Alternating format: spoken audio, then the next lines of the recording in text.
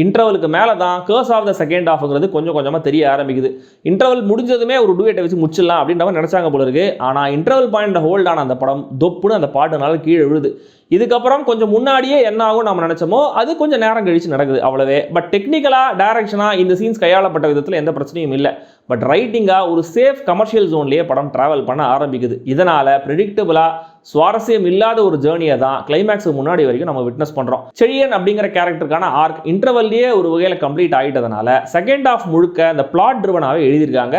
இங்கே ஹீரோவுடைய சின்ன சாகசம், அவர் டெல்லியில் பண்ணுற புரட்சின்னு நிறைய விஷயங்கள் கண்ட்ரைவிட தான் இருக்குது. மணிசாருக்கு ட்ரிபியூட் மாதிரி இந்த ஆயுத எழுத்து படத்தில் வர ஜனகணமன ஃபீல்லையே ஒரு பாட்டு இங்கே வச்சிருக்காங்க. கடைசி ஸ்டெச்சில் கொஞ்ச நேரம் காணாமல் போன வில்லனை திரும்ப கொண்டு வந்து ஸ்டேக்ஸை பில்ட் பண்ணி இன்ட்ரெஸ்ட்டை ஹோல்ட் பண்ண ட்ரை பண்ணுறாங்க.